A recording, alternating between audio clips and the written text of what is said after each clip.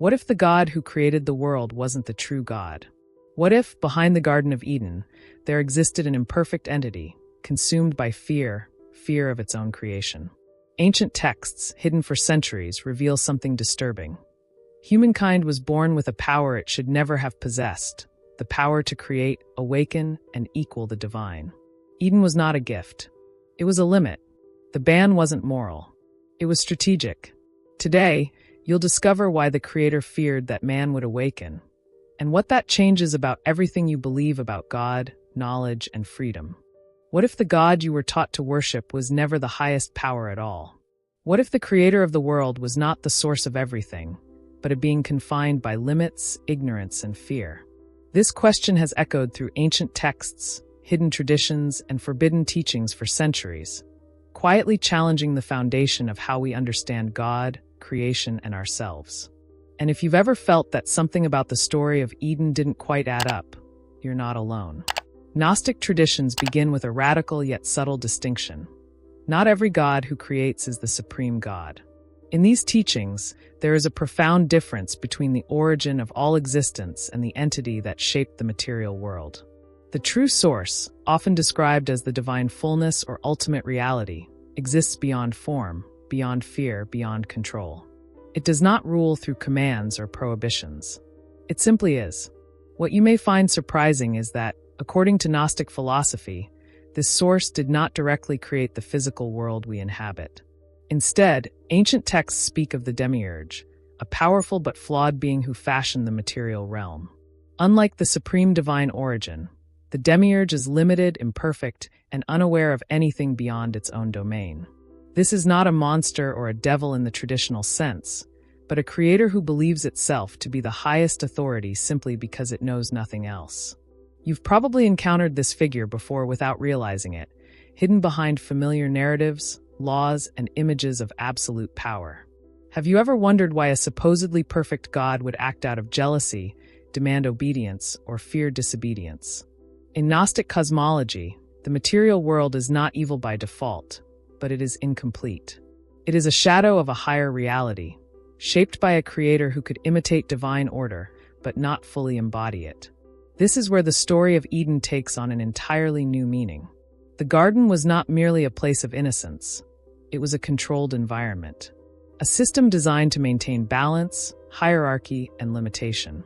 And the God who ruled it was not guarding humanity for its own good, but protecting its position of authority. What you're about to explore challenges the traditional image of a supreme creator without attacking belief itself. Gnosticism does not ask you to reject God. It asks you to question which God you are actually dealing with. The creator of the world and the origin of all things are not the same. One governs matter and law. The other represents pure consciousness, freedom, and infinite potential. This distinction changes everything about how we interpret biblical myths, spiritual awakening, and even human identity. If this idea feels unsettling, that's natural. Paradigm shifts often are. But stay with me, because what unfolds from this perspective begins to explain the hidden tension in Eden, the fear embedded in divine commands, and the strange emphasis on forbidden knowledge. You may even recognize moments in your own life where authority felt more controlling than enlightening. Have you ever sensed that growth was discouraged rather than nurtured? As we move deeper, you'll start to see why the Demiurge's role is inseparable from fear, especially fear of human awakening. The creator of the material world did not just shape humanity.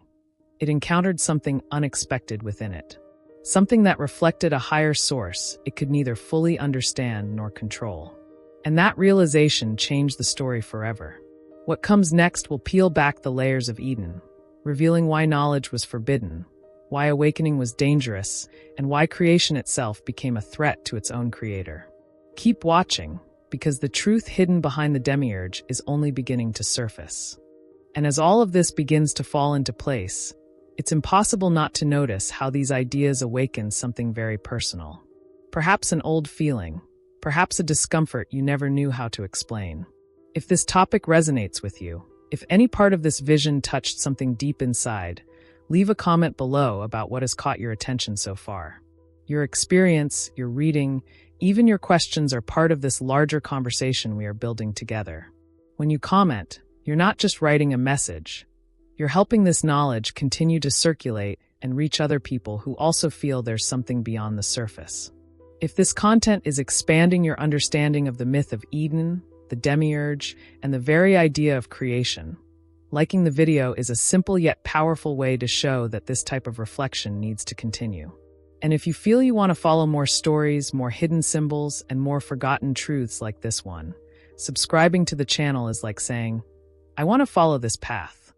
Your participation here is what keeps the space alive, profound, and independent, allowing this message to reach ever further. Now, with that in mind, we move forward, because what the Demiurge discovered while observing humanity within the garden was something he never expected. And that's precisely where the story begins to get truly dangerous. When the Gnostic tradition begins to speak of the birth of the Demiurge, it is not attempting to create a simple villain or a figure of spiritual terror. On the contrary, what these ancient texts reveal is something far more unsettling and, at the same time, profoundly human. The central idea is that the Demiurge arises not from the absolute fullness of the source, but from a rupture, a subtle deviation within the very structure of the divine.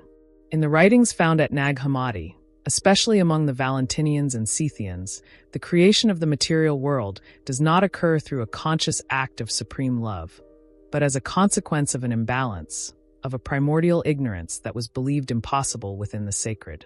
In this context, the Demiurge is born as a powerful entity, yes, but limited in consciousness. He does not know the origin of all. He does not have direct access to the pleroma, the divine totality. And it is precisely there that the most disturbing point of this story begins. Because in creating the material world, he comes to believe that he is the only existing God. Not out of conscious malice, but out of ignorance. This belief solidifies as he observes his own creative capacity and confuses power with supremacy. This confusion, according to the Gnostics, is not merely a theological error. It is the beginning of a chain of decisions that would shape all human experience within matter. It is at this moment that the name Yaldabaoth emerges, one of the best-known representations of the Demiurge. Yaldabaoth is described as arrogant, impulsive, and blind to higher realities. He governs based on rigid laws, fixed structures, and inflexible hierarchies, because all of this reflects his own fragmented mentality. For him, order means control, and creation means possession. Matter becomes his kingdom, and within it, everything must obey the rules that uphold his authority. This vision helps to understand why, in Gnostic texts, the world is often described as a golden prison, beautiful at first glance, but profoundly limiting in essence. What's most intriguing is realizing that, in the Gnostic tradition, the Demiurge doesn't create alone. He generates helpers, the archons, forces that help maintain the structure of the material world and reinforce the illusion that this reality is the only possible one. These archons represent mental patterns, fixed beliefs, collective fears, and systems that have shaped human mentality throughout the centuries. They are not merely external entities, but symbolic reflections of internal states of consciousness. And this completely changes the interpretation of this narrative. The conflict doesn't only happen on the cosmic plane. It repeats itself within the human mind, in daily decisions, in choices made out of fear or conformity. Now, I want to delve even deeper into this subject, because there's a detail that often goes unnoticed. Even believing himself to be the only God, the Demiurge carries within his creation a spark that doesn't entirely belong to him. According to the Gnostics, this spark comes from the true source and ends up infiltrating humanity. This is what makes human beings different from the rest of material creation.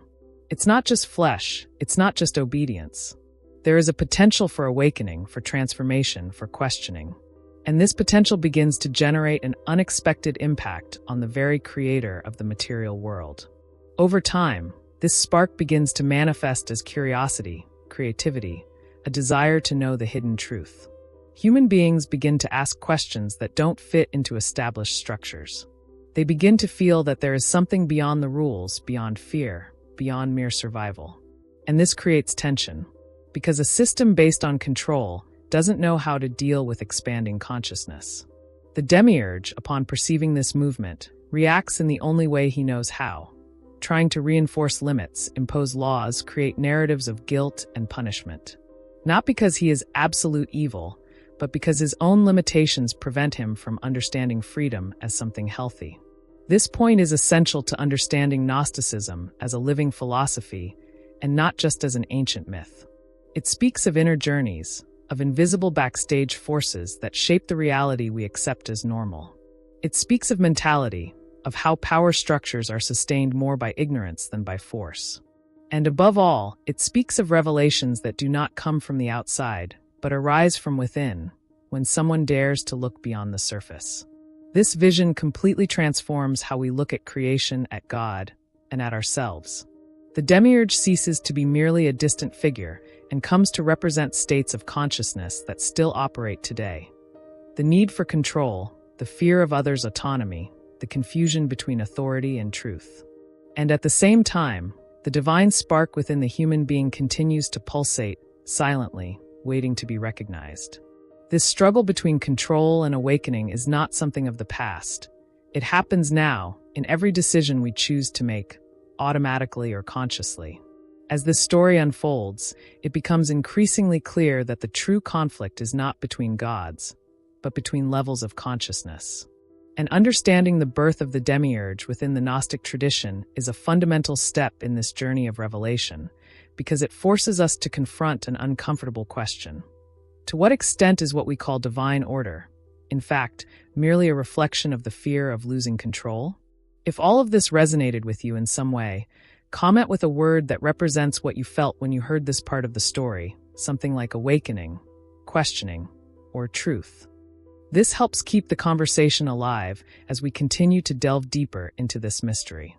When the Gnostic tradition describes the creation of man, it does so very differently from the traditional narrative we learn from an early age. Here, the human being is not born as a masterpiece made to reflect the perfect love of a perfect creator. He emerges as part of a functional design. The Demiurge creates man with a clear objective: to serve. To serve the order he established, to keep the structure of the material world functioning, to obey the laws that guarantee stability and control. Man, at this initial stage, should not question, should not create, should not seek anything beyond what has been assigned to him. He was essentially an extension of the system. But it is precisely at this point that something begins to get out of control. Because in shaping man from matter, the Demiurge ends up touching, even without realizing it, something that does not entirely belong to him.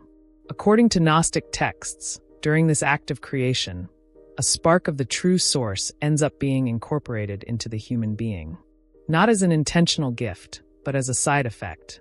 A silent infiltration. Something that escapes the limited perception of the creator of the material world. And this spark changes everything. Man ceases to be merely organized matter. Consciousness arises within him. Curiosity arises. The capacity to imagine, to create symbols, to ask questions that don't fit into established rules emerges. This initial awakening doesn't happen explosively, but gradually, almost imperceptibly. It's like a seed planted in controlled soil, which begins to grow on its own. The Demiurge observes his creation move, speak, act, but begins to perceive something strange. Man doesn't just execute orders. He thinks. He feels.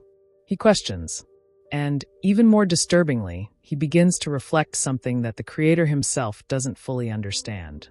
This is the origin of the profound tension that runs throughout the entire narrative of Eden.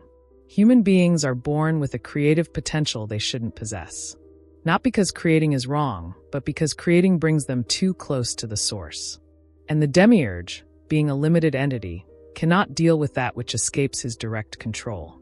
Creation begins to mirror something beyond the creator. And this is profoundly destabilizing. It's as if a system designed to repeat patterns suddenly begins to generate something new, unpredictable, and free.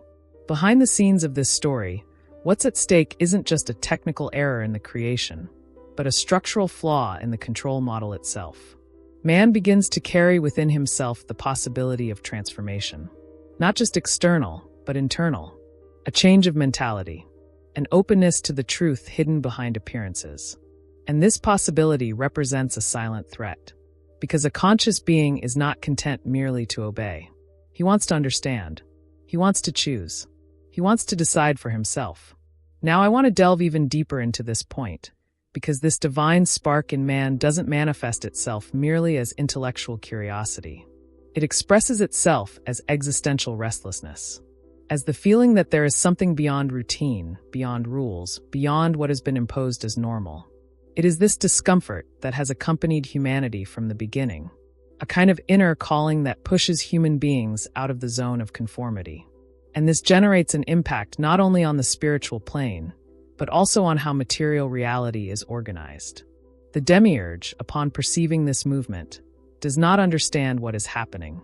He does not recognize the origin of this spark because it did not originate from him. And everything he does not understand becomes a danger. Creation ceases to be merely a work and becomes a risk of comparison, a risk of mirroring, a risk of equality. Because if man is capable of creating, of knowing, of awakening, then the hierarchy begins to crumble. And an authority based on ignorance does not survive when consciousness expands. This moment marks a silent turning point in human history. Man ceases to be merely a creature and becomes a being of potential. Potential for revelation, potential for rupture, potential for freedom. And at the same time, he begins to bear the weight of this condition. Because awakening in a system that depends on obedience generates conflict, internal and external. The human being finds himself divided between following the predetermined path or heeding this inner impulse that demands more. More meaning, more truth, more connection with something that doesn't fit within the rules of the material world. This dynamic helps to understand why so many ancient narratives treat knowledge as something dangerous. Not because it destroys, but because it transforms. It alters the way we see reality and, consequently, the way we position ourselves within it. The unexpected mistake of creation was not giving life to man. It was allowing that life to carry enough consciousness to perceive the limitations of the Creator himself. And that is something the Demiurge never planned to face. As this spark begins to manifest, the world ceases to be merely a static stage and becomes a field of constant tension. Between control and freedom, between repetition and creation, between fear and awakening. And this tension does not belong only to the mythical past. It repeats itself in the human journey to this day, in the decisions we make, in the truths we choose to face or avoid, in the structures we accept without questioning. Comment below with a word or short phrase that represents what this part of the story evoked in you, something like awareness, unease, or something wasn't right. This helps keep this exchange alive as we continue to delve deeper into this mystery that is becoming increasingly uncomfortable for the very creator of the material world. As human consciousness begins to manifest more clearly, something profoundly changes in the dynamic between creator and creation. The Demiurge, who until then operated from the certainty of absolute control, begins to observe an unexpected movement. Man not only lives within the material world, he begins to interact with it creatively. He begins to name, to imagine, to transform. And this was not in the original plan. Creation should reflect order, repetition, and obedience. But what emerges before the Creator's eyes is something too alive, too unpredictable, too free. The fear that arises at this moment is not directly related to disobedience or explicit rebellion. It arises from awareness. From the simple fact of perceiving that creation is becoming capable of seeing beyond what has been shown. The Demiurge recognizes, albeit in a confused way, that man carries within himself something that escapes his control. The divine spark begins to express itself as perception, as intuition, as the ability to connect invisible points. And this generates a silent threat, because a being that awakens does not need to be directly confronted to become dangerous. It is enough that he begins to understand. This is a crucial point for understanding Gnostic logic. The problem was never the act itself, but the understanding behind it. A human being who acts without awareness can be guided, molded, led. But a human being who understands the why of things begins to make their own choices. They begin to develop an autonomous mindset. And this destabilizes any system based on unquestionable authority. The Demiurge begins to see in man not just a creation, but an imperfect mirror of something greater, something that he himself cannot reach. Now I want to delve even deeper into this aspect, because the Creator's fear doesn't manifest explosively. It infiltrates the structures. Knowledge, which before might have been merely a neutral possibility, begins to be reinterpreted as a risk, as something that needs to be contained, not because knowledge destroys, but because it liberates. And freedom is incompatible with absolute control. As human consciousness expands, it begins to reveal the system's flaws. You begin to realize that not everything that is imposed is necessarily true, that not all order is sacred, that not all authority represents the source. It is in this context that the Demiurge begins to react. Not clearly, but with fear disguised as zeal. He begins to reinforce limits, creating narratives that associate knowledge with danger, curiosity with punishment, questioning with downfall. Human awakening begins to be seen as an existential threat. Because if man fully awakens, the illusion of supremacy crumbles. The Creator ceases to be the unquestionable center of reality. And this is something that a fragmented consciousness cannot accept. This fear is not merely a feeling, it becomes a strategy. Knowledge is regulated. Consciousness is monitored. Freedom is redefined as error. The Demiurge doesn't need to destroy humanity. It's enough to keep it confused. It's enough to divert it from its own potential. It's enough to make it believe that seeking more is dangerous, that going beyond is a sin, that awakening is a threat to order. This is the true central conflict of this narrative.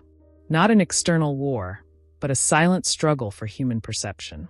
Behind the scenes of this story, what we see is the origin of a pattern that repeats itself throughout the human journey. Whenever consciousness expands, a force arises trying to contain it. Whenever someone begins to question rigid structures, fear disguised as protection emerges. And this doesn't only happen on a mythical level. It happens in everyday decisions, in thought systems, in the beliefs we inherit without questioning. The Demiurge, in this sense, ceases to be merely an ancient entity and comes to represent a mental model that fears the autonomy of others. This fear of human awakening also explains the obsession with rules, laws, and punishments. Not as instruments of justice, but as tools of containment. The more conscious man becomes, the harder it is to control him through pure fear. So the system needs to become symbolic, psychological, internalized. Man begins to monitor himself, to censor his own impulses, to fear his own questions. And this is extremely efficient, because control ceases to be external and begins to operate from within. Upon realizing humanity's potential, the Demiurge finds himself facing a paradox. He has created something that can surpass him in consciousness, something that can reconnect to the true source, something that can transcend the material world he governs. And this possibility is intolerable to an entity that confuses power with truth. Fear, then, becomes the driving force behind his actions. Not a conscious and declared fear, but a structural fear that shapes decisions, narratives, and entire systems. This tension between creator and creation is not resolved immediately. It deepens. It infiltrates the myth of Eden, the prohibitions, the symbols, the stories that attempt to explain why man should not know too much. Knowledge comes to be presented as something that alienates, that corrupts, that destroys harmony. But behind this, there is a hidden truth. Human awakening only threatens that which depends on ignorance to exist. This part of the story invites us to reflect on the impact of fear on the construction of reality, on how decisions made to preserve control end up generating more conflict, on how truth, when suppressed, finds other ways to emerge, and on how the human journey has always been linked to this silent struggle between awakening and containment. Write in the comments a word or short phrase that represents what this conflict between fear and awareness has awakened in you, something like clarity, control, or inner freedom.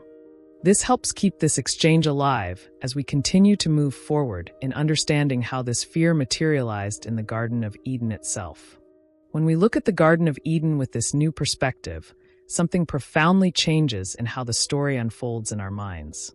Eden ceases to seem like a paradise lost due to human error and begins to reveal itself as a carefully designed environment, almost like a silent system of spiritual containment. Everything there was too perfect, too harmonious, too predictable. There were no real choices, only permanence. There were no profound decisions, only repetition. And this begins to raise an uncomfortable question. Is a place where nothing changes truly freedom, or is it merely controlled comfort? Traditional narrative has always taught us that Eden was the pinnacle of creation. but perhaps it was only the beginning of a much more calculated experiment, designed to keep human consciousness within safe limits. In this scenario, the Demiurge does not act as a benevolent creator who wishes to see his creation fully flourish, but as an architect concerned with stability. Fear does not arise when man works the land or names the animals. Fear is born when the spark begins to move towards knowledge. The simple act of asking, of observing beyond the obvious, already represented a threat. Because knowledge is not just information. It transforms mentality, alters perception, and completely changes how one positions oneself in relation to reality. A being who knows ceases to merely obey. And this, for any system of control, is the beginning of collapse. This is where the tree of knowledge takes on a much greater symbolic weight than is normally attributed to it. It does not represent a childish moral test, nor a trap set by divine curiosity. It symbolizes the possibility of awakening. Eating the fruit did not mean committing an ethical error, but accessing a hidden truth. That human beings were capable of understanding, creating, and deciding for themselves. The prohibition, therefore, was not about good and evil as abstract values. It was strategic. As long as humanity remained distant from knowledge, it would remain predictable, contained, easy to manage within the backstage of this perfect system called Eden. Now I want to delve even deeper into this subject, because when we observe Eden through this lens, we realize that everything there functioned as an environment of low existential friction. There was no pain, but there was also no transformation. There was no conflict, but there was also no real growth. And perhaps this is the most unsettling point of all. Growth requires disruption. Every journey of expansion inevitably involves a moment of discomfort. A system that completely eliminates discomfort also eliminates the possibility of evolution. Eden, then, would not be a home, but a zone of stagnation carefully disguised as paradise. The Creator's fear becomes more understandable when we realize that consciousness generates impact. A conscious being begins to question the rules, their origin, and above all, who benefits from their existence. Knowledge not only liberates, it disrupts structures that depend on ignorance to remain intact. The Demiurge did not fear human error, but a change of state. The moment when man would cease to be merely a creature and begin to perceive himself as an active participant in creation. This changes everything. It changes the relationship with the divine, with the world, and with oneself. From this perspective, the expulsion from Eden ceases to seem like a punishment and begins to resemble an inevitable consequence. A control system fails to coexist with an awakened consciousness. When humankind experiences knowledge, it crosses a point of no return. Reality becomes more complex, denser, more challenging, but also more truthful. Pain enters the scene, yes, but along with it comes the possibility of authentic choices, of real transformation, and of a journey no longer guided solely by external orders. And perhaps that's why this story still resonates so strongly today. Because, on different levels, we continue to live within systems that offer comfort in exchange for obedience, security in exchange for silence, stability in exchange for awareness. The myth of Eden doesn't just speak of a distant past. It echoes in the decisions we make daily, in how we deal with knowledge, with truth, and with that which takes us out of our comfort zone. There is always a symbolic tree before us, offering not a literal fruit, but a choice between remaining contained or advancing towards the unknown. As this reading deepens, it becomes impossible not to realize that the Creator's fear may never have been about losing absolute control, but about facing the reflection of his own imperfection.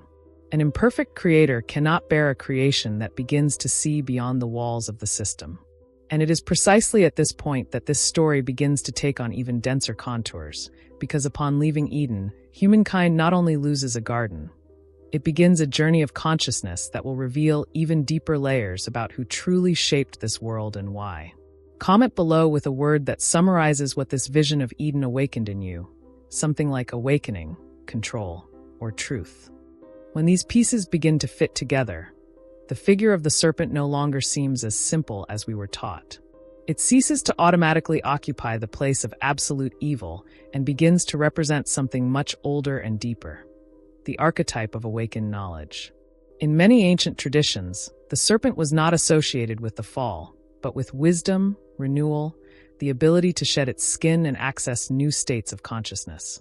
The serpent's undulating movement symbolizes the flow of vital energy, that which does not remain rigid, which does not accept unquestioned imposed limits. Within Eden, it appears not as an enemy of man, but as a catalyst for transformation, someone or something that points beyond the system. The dialogue between the serpent and Eve doesn't sound like a vulgar temptation when viewed from this perspective. There's no promise of empty power or immediate pleasure. There's a direct revelation. You will not die. What's at stake there isn't physical death, but the death of ignorance. The serpent presents a narrative alternative, a counterpoint to the creator's discourse. And that, in itself, is revolutionary, because the simple act of hearing another version of the story breaks the monopoly on truth. From that moment on, the human being ceases to be merely a receiver and becomes an interpreter of their own reality. And it is precisely here that Lilith begins to make sense within this larger narrative. Lilith, erased or demonized in many later versions, represents the primordial refusal to submit. She does not accept occupying an inferior place. She does not accept an order that limits her. And above all, she does not accept an authority that cannot be questioned. Lilith is raw spiritual autonomy. She symbolizes a mentality that refuses to be molded merely to serve. Her absence in the traditional Eden is not an innocent detail, but a strategic erasure of an archetype too dangerous to remain visible. Now I want to delve even deeper into this subject, because when we connect Lilith to the serpent, we realize that both carry the same stigma, that of figures who encourage independent choices. They don't compel, they don't force, they don't punish. They only show possibilities. And that is exactly what a control system fears most. A being who chooses consciously ceases to be predictable. Knowledge, in this context, is not a comfortable gift. It is an act of sacred disobedience. It breaks with blind obedience and inaugurates an individual journey, full of risks but also of meaning. The rebellion of knowledge doesn't happen with shouts or epic battles. It happens in the inner silence of those who begin to question. The moment someone realizes that perhaps the official story isn't complete, that perhaps there are hidden backstage events behind the dominant narrative. The serpent doesn't force Eve to eat the fruit. It merely dismantles fear. And when fear falls, the decision ceases to be imposed and becomes conscious. This completely changes the dynamic between creator and creation. The problem was never the act itself, but the awakening it provokes. Lilith, in turn, represents the next step in this awakening. She doesn't ask permission to fully exist. She chooses to leave. And leaving, in this context, is not escape, it's rupture. It's the moment when someone decides not to remain in a system that demands the annihilation of their own essence. That's why her image has been transformed into something frightening over time. Because autonomy is frightening. A free consciousness cannot be easily framed, labeled, or controlled. It inspires other consciousnesses to do the same. This reinterpretation of demonized figures reveals something important about how narratives are constructed. That which threatens the existing structure is usually labeled as dangerous, wrong, or evil. Not because it is intrinsically negative, but because it generates impact. Because it provokes transformation. Because it invites an inner journey. Knowledge, in this sense, has always been a subversive force. It doesn't destroy for the sake of destruction, but dismantles illusions. And every dismantled illusion weakens those who depend on it to maintain power. When we look at the serpent and Lilith in this way, Eden is transformed once again before our eyes. It ceases to be merely a mythical setting and begins to function as a symbolic mirror of human decisions. To remain comfortable within a known system, or to accept the risk of seeing beyond it. To follow orders or to seek understanding. To obey or to awaken. These choices do not belong only to a distant past. They repeat themselves in different forms throughout human history and within the mind of each person who begins to question the surface of things. And as this awareness expands, something curious happens. The fear shifts sides. It is no longer man who fears divine punishment, but the system that fears an awakened humanity, capable of recognizing patterns, symbols, and manipulations. It is at this point that the narrative begins to become even denser, because awakening does not happen without consequences. It generates reaction, resistance, and often repression. And it is precisely this reaction that reveals how powerful knowledge truly is. Write in the comments a word that represents what the serpent and Lilith symbolize for you now, something like autonomy, awakening, or courage. When we bring all of this closer, out of myth and into everyday life, the echo of the Demiurge becomes impossible to ignore. It no longer appears as a distant entity, seated on some celestial throne, but as a pattern that repeats itself in structures, systems, and mentalities that shape how we think, choose, and even feel. The modern Demiurge doesn't need to present itself as a god. It operates much more efficiently when disguised as normality, as a social rule, as that's just how things are. And it is precisely there that control becomes almost invisible. Today, this archetype manifests itself whenever a system is sustained more by the fear of questioning than by the clarity of truth. Whenever thinking differently is treated as a threat, whenever seeking self-knowledge is ridiculed, pathologized, or seen as a waste of time, there is a silent narrative that pushes people away from themselves, keeping their attention constantly occupied with external urgencies, comparisons, demands, and distractions. The less someone looks inward, the less they perceive the behind-the-scenes influences on their decisions. The curious thing is that none of this needs to be explicitly imposed. The most effective control is not that which physically imprisons, but that which conditions mindsets. It teaches what should be desired, what should be feared, and even what should be considered possible. In this scenario, awakening remains the true sin. Not in a moral sense, but in a structural sense. An individual who begins to observe themselves, to question their own impulses, beliefs, and reactions, becomes less predictable. And systems based on predictability short-circuit in the face of consciousness. Now I want to delve even deeper into this subject, because the Demiurge doesn't only manifest in large institutions or collective narratives. It also appears in the small internal mechanisms we repeat unconsciously. In the fear of straying from the expected path. In the guilt of desiring something different from what was programmed. In the anxiety that arises when someone begins to change their own mindset and realizes that not everyone will follow this transformation. These internal conflicts are not signs of error, but of transition. They are indications that something is moving inside, even if there isn't yet a clear language to explain it. Self-knowledge, therefore, is often treated as dangerous. Not because it destroys order, but because it reveals its weaknesses. When someone realizes that many rules are constructs, that many limits are inherited, and that a good part of the choices were made through conditioning, the relationship with the world changes. The person begins to act less automatically and more intentionally. And conscious intention is something difficult to control. It demands responsibility, but it also offers freedom. And freedom has always been seen as something risky by structures that depend on obedience. There is also a demonization of silence, of introspection, of pausing. Everything needs to be fast, productive, measurable. Overthinking is treated as a problem. Feeling deeply is seen as weakness. Questioning is labeled as useless rebellion. This scenario is no coincidence. It creates an environment where awakening is difficult because the mind is always too busy to hear its own internal echoes. Yet, even in this context, the spark remains there, insistent, pushing questions that do not easily silence themselves. And perhaps the most uncomfortable point of this reflection is realizing that the Demiurge cannot sustain itself alone. It needs to be fed by repetition, by shared fear, by the collective refusal to look beyond the surface. Whenever someone chooses not to think, not to feel, not to question, this pattern is strengthened. But the reverse is also true. Every small movement of consciousness weakens the system as a whole. Not explosively, but silently, like a change in frequency that begins to spread. The impact of this on the individual journey is profound. Awakening doesn't mean rejecting the world, but seeing it with more layers. It means participating without getting completely lost. Using systems without confusing systems with absolute truth. It's a delicate balance that demands constant attention.